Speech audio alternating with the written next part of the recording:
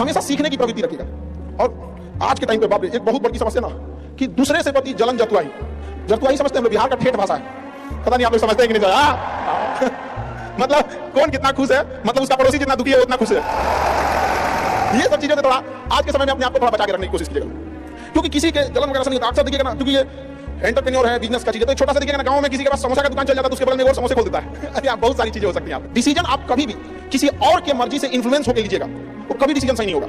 Decision आपका अपना होना चाहिए, आप क्या कर सकते हैं। और ये जिस दिन आप पहचान गए उस दिन समझिए आधा काम आप अपने से कर दिए यहाँ पर। और वो सबके अंदर कुछ ना कुछ है, ऐसा नहीं है कि ऊपर वाला आपको खाली हाथ भेजा, सबके अंदर कुछ ना कुछ है। और ये लोग भले कहते हैं कि खाली हाथ आए थे, ठीक है खाली हाथ आए थे, लेकिन खाली हाथ जाना नहीं है। इस देश का ऋण चुका के जाना है, समाज को कुछ दे के जाना है, अच्छे सिद्धांत अच्छे कर्म को दे के जाना है। क्या कोई कह सकता है कि अब्दुल कलाम खाली हाथ गए थे? नहीं खाली हाथ गए थे। विवेकानंद खाली हाथ गए थे? अंबेडकर साहब खाली हाथ गए? नहीं गए। तो इस देश में हम खाली हाथ जरूर आए थे, लेकिन इस देश का कर्ज उतारना है, खाली हाथ लौटना नहीं है।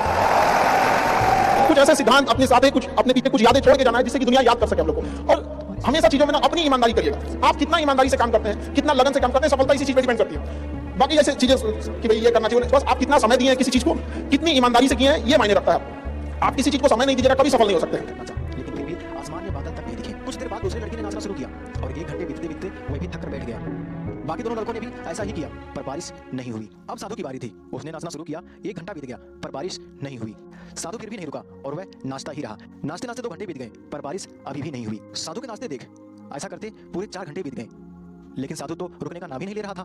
धीरे धीरे शाम ढलने लगी कि तभी बादलों की गड़गड़ाहट सुनाई दी और थोड़ी देर बाद जोरों की बारिश होने लगी। यह देखकर चारों लड़के दंग रह गए और तुरंत साधु से क्षमा मांगे। फिर चारों लड़कों ने साधु से पूछा, बाबा क्योंकि हमारे नाचने से